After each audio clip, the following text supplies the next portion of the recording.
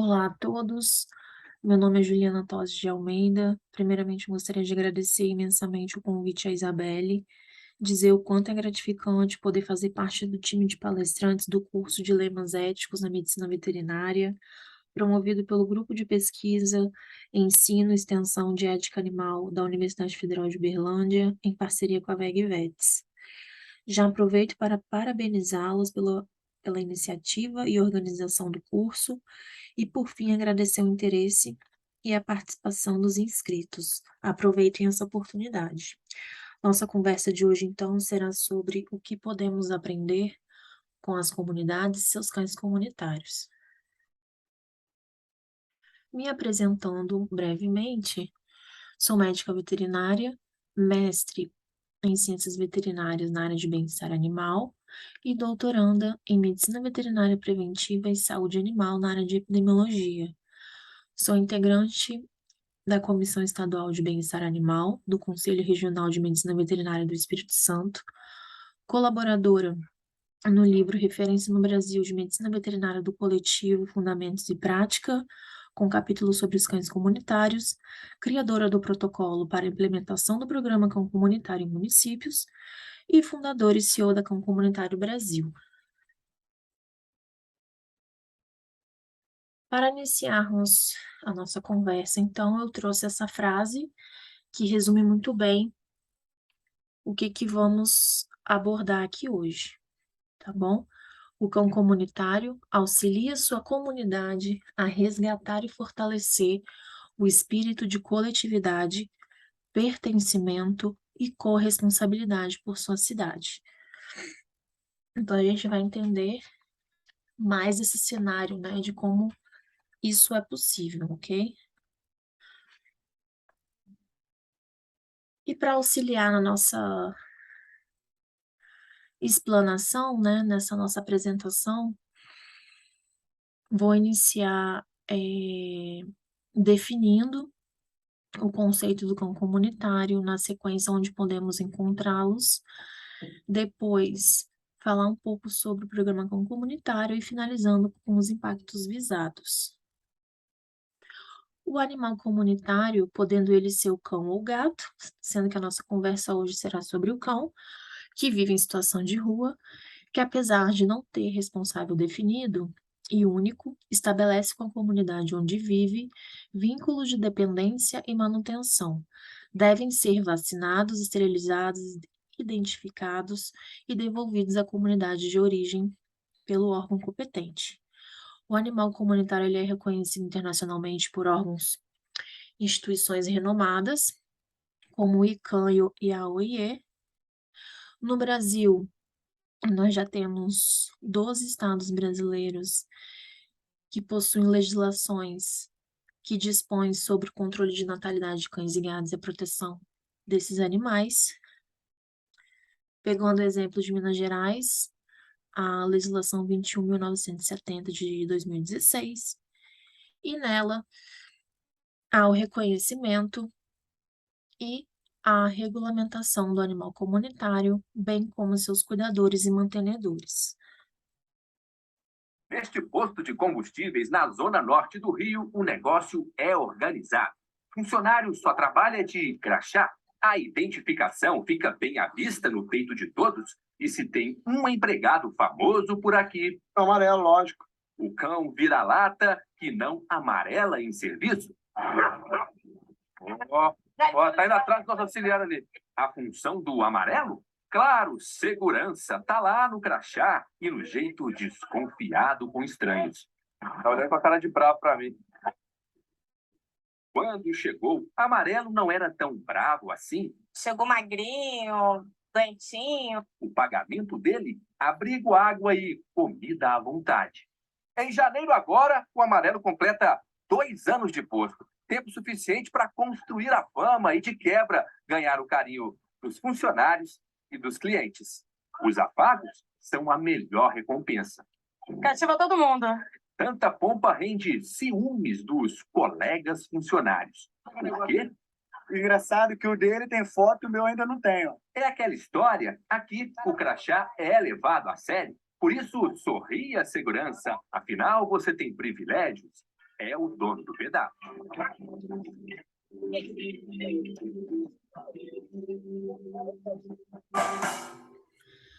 Bom, pessoal, então eu trouxe o vídeo do amarelo para a gente se familiarizar, né, do que é um cão comunitário na prática, tá bom?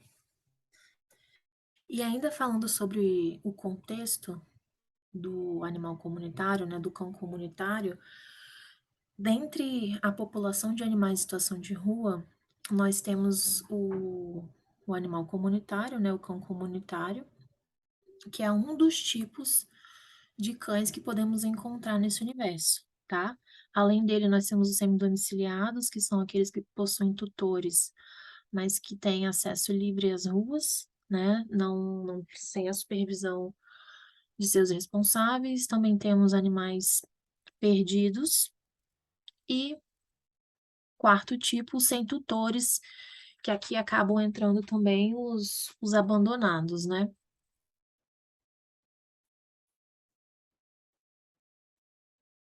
Um outro ponto importante a respeito do conceito do cão comunitário, que eu achei pertinente trazer aqui para vocês hoje, é sobre a questão de que não tornamos ou transformamos um cão em comunitário, porque não depende apenas de nós, tá? Há um conjunto de fatores para que o vínculo se estabeleça: o cão, a dinâmica populacional e a comunidade. Então, eu trouxe 3 exemplos para vocês aqui. Primeiro exemplo, cão em situação de rua, seja por abandono ou não, estabeleceu vínculo com pessoas da comunidade há mais de 1 ano, possui seu local de permanência estabelecido. Ok, né? Um cão comunitário típico, né? Segundo exemplo, cão que acompanhou seu tutor até o hospital, internado por Covid, e ficou por 3 meses. Seu tutor falece e o cão ainda fica à sua espera. É um cão forte candidato a ser comunitário por permanecer na região conforme os cuidados recebidos, né? Seja por profissionais do hospital, protetores independentes, enfim. E um terceiro exemplo, um cão abandonado recentemente e pessoas da região começam a cuidá-lo. Este cão pode ficar por ali ou não. Há um espaço de tempo entre o início dos cuidados pelos cuidadores e a consolidação do vínculo para que ele fique no local. Ele pode sair dali e arranjar outro local para ficar, pode ser atropelado, pode ser adotado, dentre outras possibilidades, né? E onde podemos encontrá-los? Primeiro cenário são as ruas da cidade, né? Eu trouxe um exemplo fora do Brasil, né, de Santiago, no Chile, porque esse caso exemplifica bem, né, assim, o quão forte é esse vínculo entre os moradores locais e os cães comunitários, tá? Eu trouxe, então, o caso do negro mata-papos, que entre 2010 e 2017 é,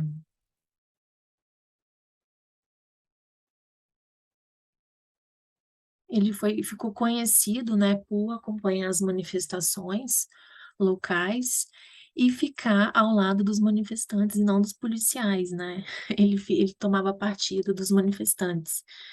Então, ele se destacou por conta disso, até o seu comportamento mesmo nas manifestações, né? A gente vê aí nas fotos da esquerda, ele afrontando o policial, à direita acima, é, ele no meio, né, das, das, ah, das mangueiradas de água aí, e ele lá no meio, tá? Então, e com isso ele se tornou um santo padroeiro dos manifestantes, né? Porque ele faleceu em 2017 e desde então é sempre lembrado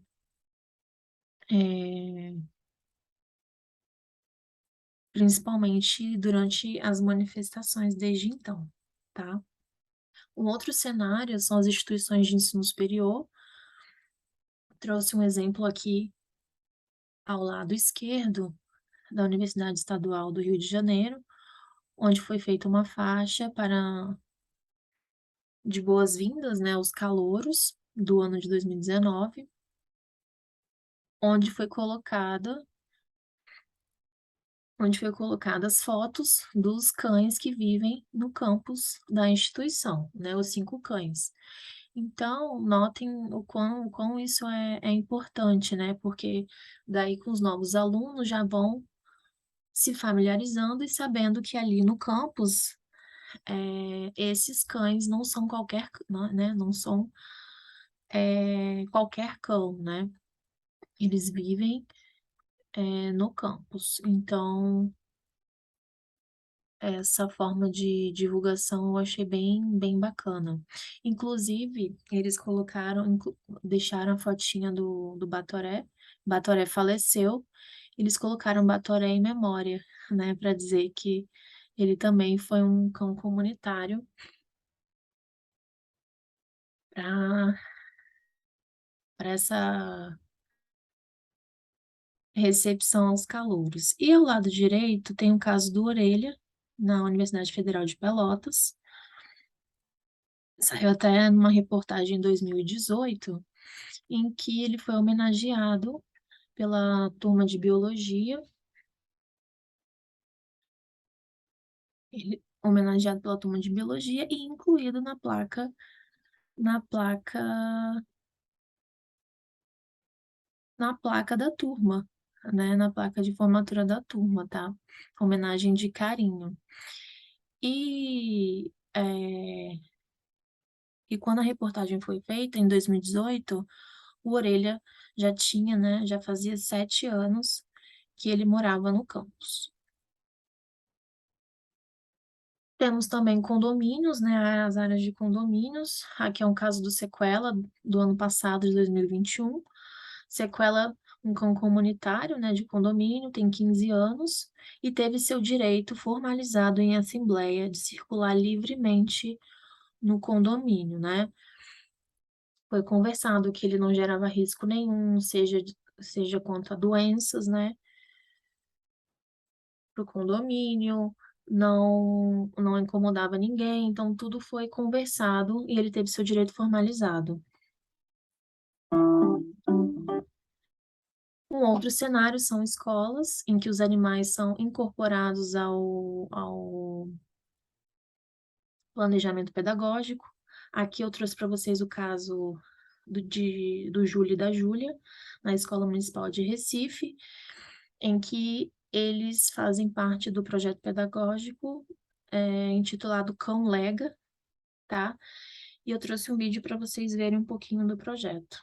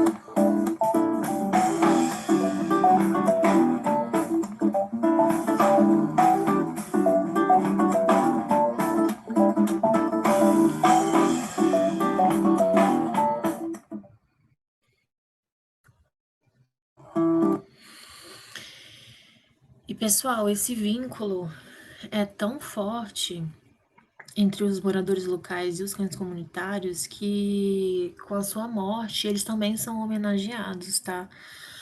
Aqui eu trouxe 2 exemplos, um do cão amigo, no caso do Brasil e Santa Catarina, um cão que por 20 anos viveu feliz e liberdade pelas ruas da cidade de Santa Catarina, que o amou e respeitou, né? Fizeram um monumento aqui em homenagem ao amigo.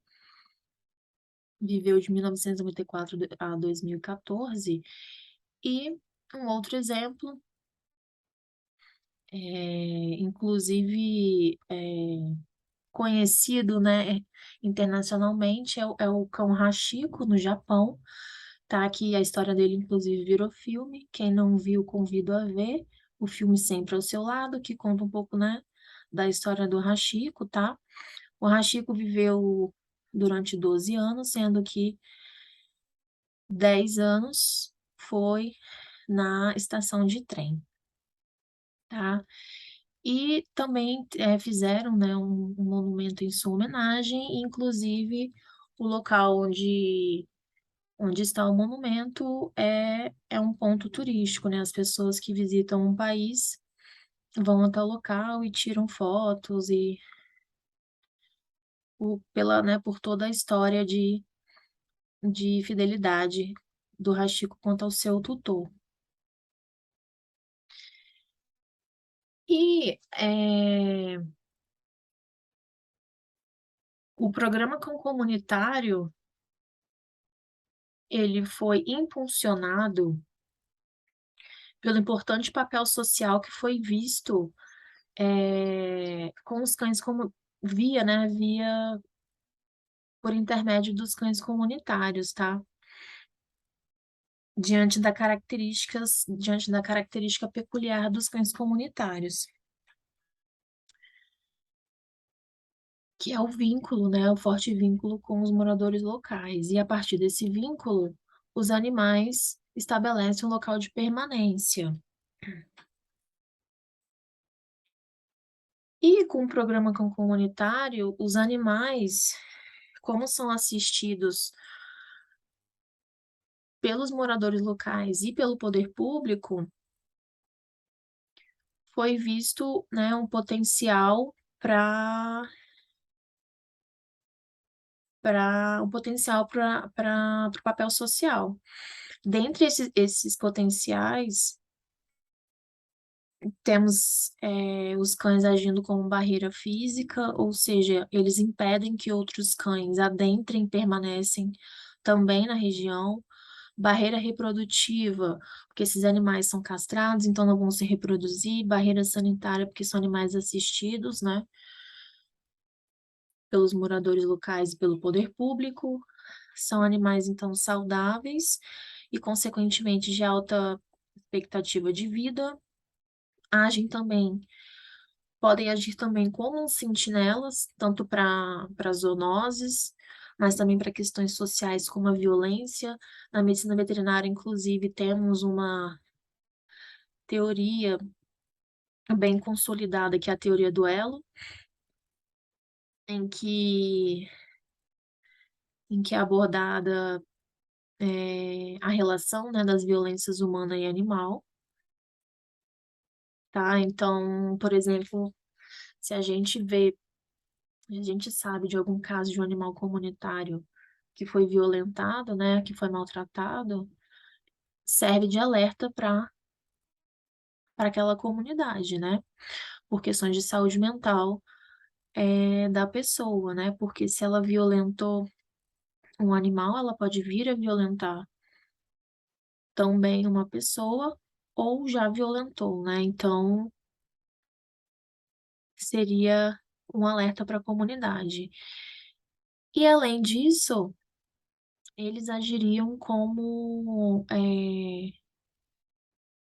pilares, né? Como colaboradores aí para o manejo populacional de cães nos municípios, né? Então aqui eu coloquei até um mapa para ilustrar isso, como que seria essa atuação dos animais, tá? Aqui eu coloquei uma parte, né, um mapa para representar uma parte de uma cidade. Coloquei cães comunitários e esses círculos são os raios que os animais ocupam, tá? Então esse cão comunitário ele fica nessa região, esse aqui nessa e assim sucessivamente. Então, cada um fazendo seu papel na região, todos castrados, vacinados. Então, diante dessa potencialidade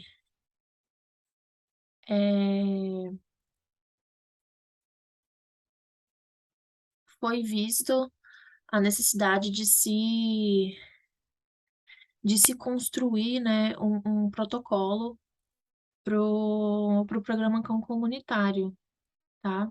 Para pensar em pontos fortes e nos desafios para a implementação de um programa no município.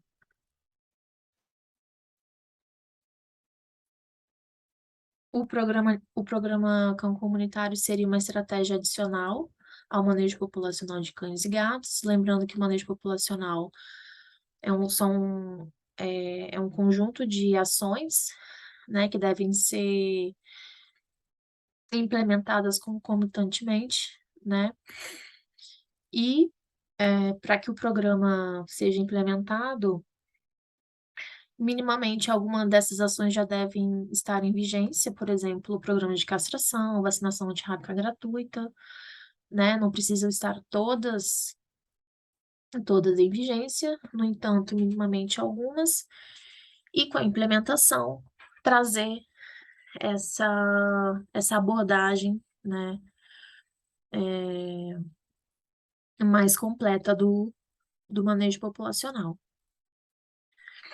O programa, então, refere-se a uma estratégia adicional ao manejo populacional de cães, que visa a promoção do bem-estar animal, controle populacional, saúde única e participação social. Foi um trabalho do meu mestrado, onde foi feita parceria com 5 municípios do estado do Paraná, via Secretaria Municipal de Saúde em alguns municípios, outros do meio ambiente, e teve município também que ambas as secretarias já trabalhavam juntas, que foi ótimo. E a partir dessas parcerias foi possível o levantamento de pontos fortes e desafios, para que fosse possível, né, a criação do protocolo norteador para a implementação do programa em municípios e adaptável a outros cenários, como instituições de ensino superior, condomínios e escolas. Então, o protocolo veio, dentre das características, né, do protocolo, veio exatamente para nortear algumas ações, por exemplo, triagem por critérios, né? Quais são os critérios para considerar o cão comunitário, incluí-lo no programa, né? Para fazer o cadastramento dos animais no município, quais seriam as ações e quem seria responsável, né? Por tais ações, orientações à comunidade, um banco de dados, né? Super importante que haja um registro de informação, seja para consulta de informações pontuais, mas também para avaliação do programa, né? Culturas por indicadores. E as etapas do programa são 4. A primeira é sobre o diagnóstico situacional do município, né? Para conhecer o município. No segundo momento, adaptação do protocolo quanto às corresponsabilidades e seus atores sociais. No terceiro momento, são ações mais diretas com os animais, a pré-triagem, triagem, cadastramento pós-cadastro. E, por último, o monitoramento anual dos animais cadastrados e seu entorno, ou seja, novos animais que conseguirem, né, permanecer ali no local também devem ser assistidos, né, principalmente castrados e vacinados e identificados, né.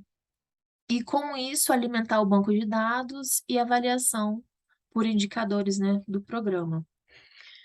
No programa falamos muito na corresponsabilidade, gosto muito até de usar essa analogia do pódio, né, primeiro, segundo, terceiro lugar, porque como se trata de uma questão social, coletiva, né, então a solução também é coletiva, então envolve mais de um ator social, e essas responsabilidades têm uma hierarquia, sendo a primeira delas é o poder público, em função de que o animal em situação de rua é de relevância para a saúde pública, então seria aí para encabeçar a Secretaria Municipal de Saúde e do Meio Ambiente, tá?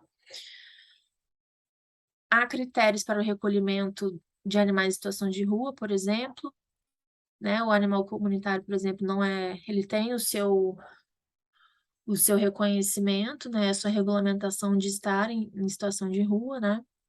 Então ele não é recolhido. E outros animais também que não sejam para fins de controle populacional, como era na época da carrocinha, tá? Principalmente pelo fator efeito vácuo. O que que é isso? Quando a retirada de um animal do local, né, por exemplo, a carrocinha, na época, que saía recolhendo os animais, não adiantava porque outros animais amanhã apareciam, né? Então não era solução, e sim uma forma só de enxugar gelo, né, aos olhos dos moradores locais. Além disso, em 2017 veio uma legislação federal bem significativa para nós, em relação ao controle de natalidade de cães e gatos, né, que foi posto aí mais um motivo, né, para que os municípios corram, né, corram atrás de estratégias para esses fins e se capacitem, né.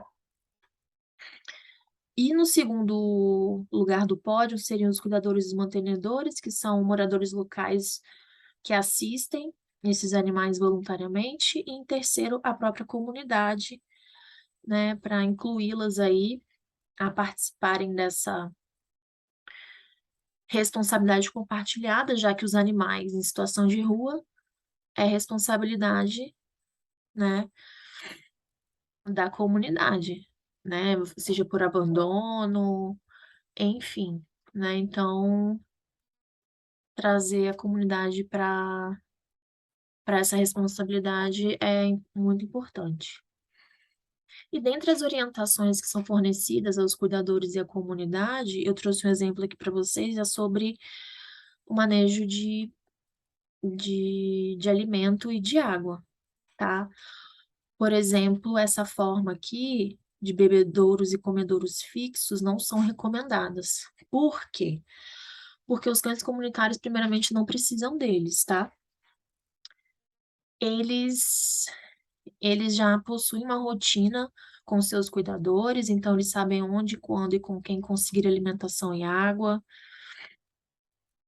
né? E aí também tem essa questão de, uma coisa é alimentar diariamente um comunitário, né? E outra coisa é você estar passando, né, na rua e ver um animal com fome e aí fornecer uma comida, né? E outra coisa é sair pela cidade instalando esse tipo de bebedouros e comedouros, tá? E um outro ponto, porque não são recomendados, é porque acaba prejudicando o bem-estar animal, por facilitar ações de envenenamento, urina nesses compartimentos, tá? Também acaba promovendo brigas, né, por comida entre os comunitários e outros cães, tá? Em relação também, acaba prejudicando a sanidade ambiental, acaba sendo atrativo a animais sinantrópicos, ratos, pombos, inclusive o mosquito mesmo da dengue, né? Por exemplo, esse modelo dificulta muito, né, a limpeza e troca do conteúdo. Então, por esse motivo, né, também acaba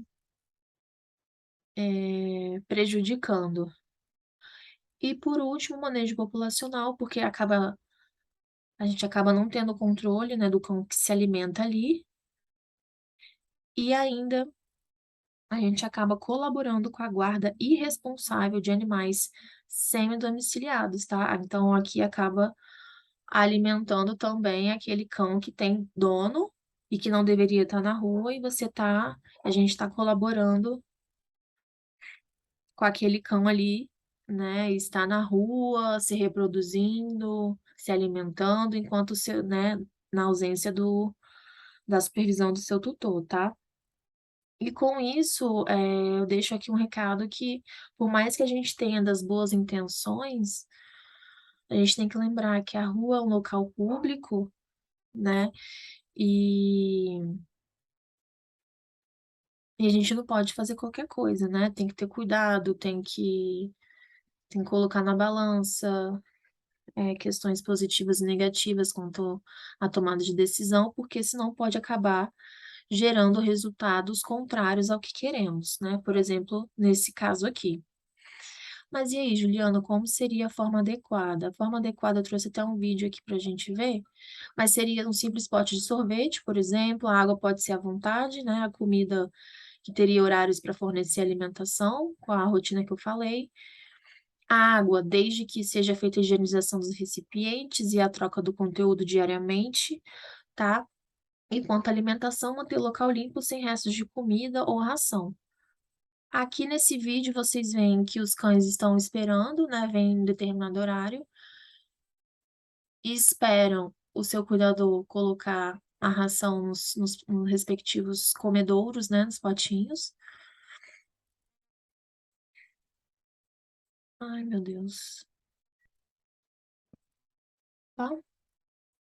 Nos potinhos.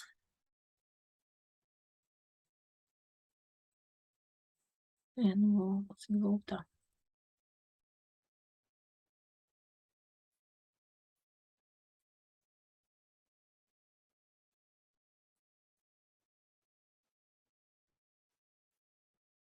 Eles ficam aguardando.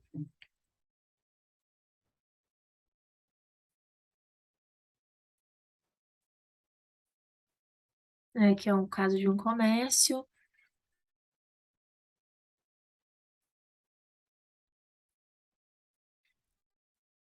E aí, a água